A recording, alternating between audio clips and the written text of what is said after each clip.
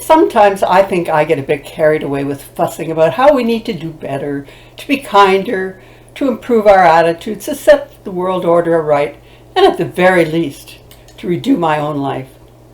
When you think about it, that really is obsessing with the negative.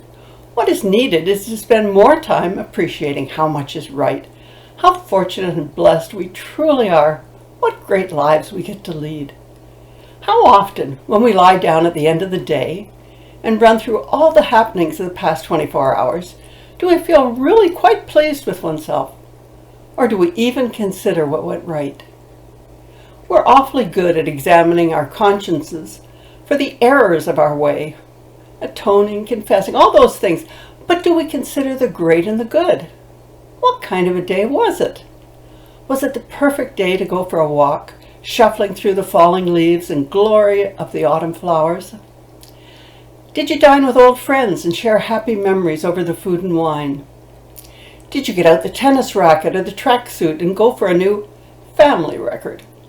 Did you make plans for more such days of good humor and fun and challenges for the future? After all, let's be honest, there are many days like these, and days that we need to celebrate. Think about all the great and small things that are happy and positive. The day when the report cards come home and it's celebrations and banana splits all around. Or as the workday ends, looking back with satisfaction at a job well done. Happy customers and boss, and the knowledge that you really have found the right spot for you. I'm a great proponent of reviewing the day as one hits the bed. But too often it becomes a search for the things that went wrong, instead of the reality that it really was a good day. We examine our conscience and then confess our failings to the Almighty.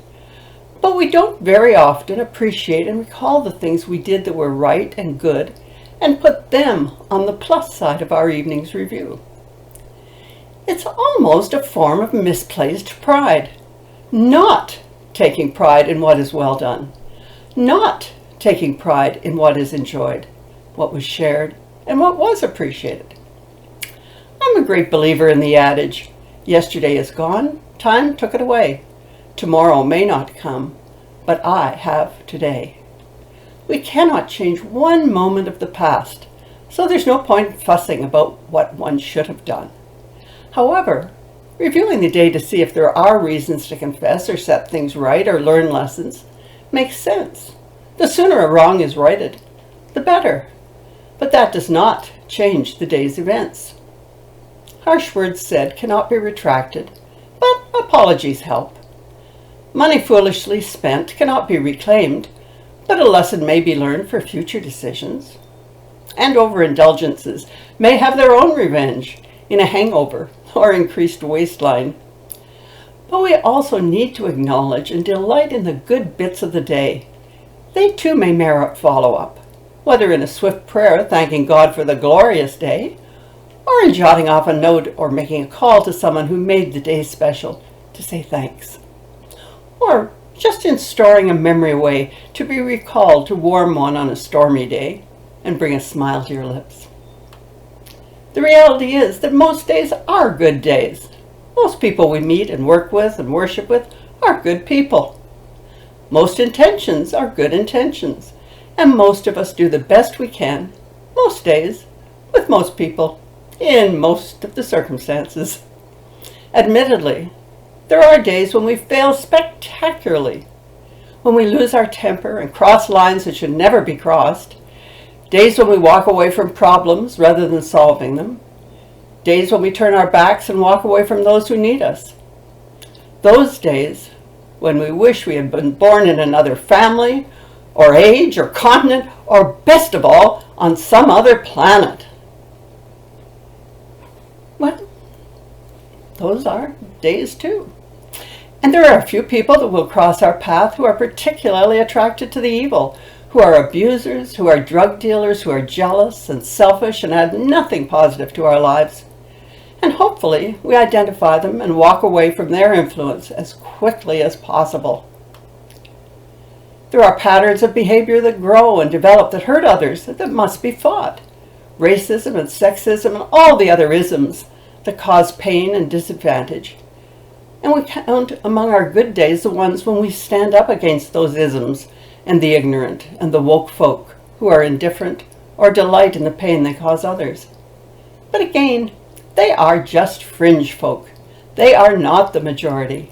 Most people just want to get on with living their lives to the benefit of their family and community.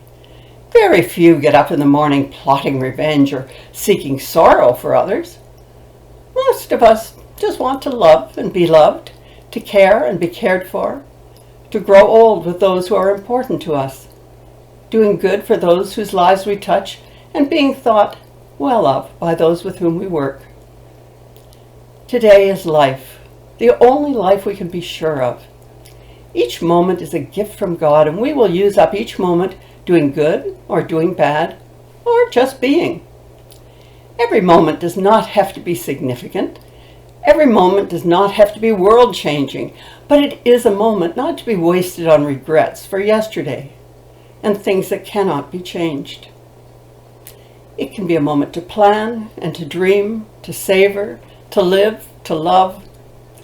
We can savor a sunset or the scent of the rose or the call of the wild. Don't worry about the wrong steps you've taken. Just set a new path for the future. Don't regret the choices you made. They made you who you are today. You don't have to repeat mistakes, and surely you can learn from them. But remember to learn also from the great moments and the things that made you like yourself and waking up in the morning looking to the day ahead. Maybe we could start the day off with a rousing rendition of the old Bing Crosby song. You got to accentuate the positive, eliminate the negative, latch on to the affirmative. Don't mess with Mr. In-Between. You got to spread joy up to the maximum, bring gloom down to the minimum, have faith or pandemonium, liable to walk upon the scene. To illustrate my last remark, Jonah in the whale, Noah in the ark, what did they do? Just when everything looked so dark, man, they said, we better accentuate the positive, eliminate the negative, latch on to the affirmative. Don't mess with Mr. In-Between. No, don't mess with Mr. In-Between. Well, after starting the day that way, when you review it later, remember the smiles you brought to the lips of others, the weight you lifted from someone's shoulders, or the delight in your mother's voice when you called her. It's in living that we learn to love, and in making mistakes that we can choose to learn a better way forward. It's in caring that we become the person we truly want to be. Let your memories of each day celebrate the good and make plans to amend the foolish and the failures. Let dawn bring the knowledge that it is a new day with a clean slate and that you are free once more to make it the very best day ever. And so may each day bring you that promise. Amen. On Thursday, we honored those of the First Nations who continue to suffer from pains of the past. Nothing can change the mistakes or the good or bad intentions of their traumas, but we can commit to working for a better future for those who are haunted by a past which they cannot overcome or leave behind.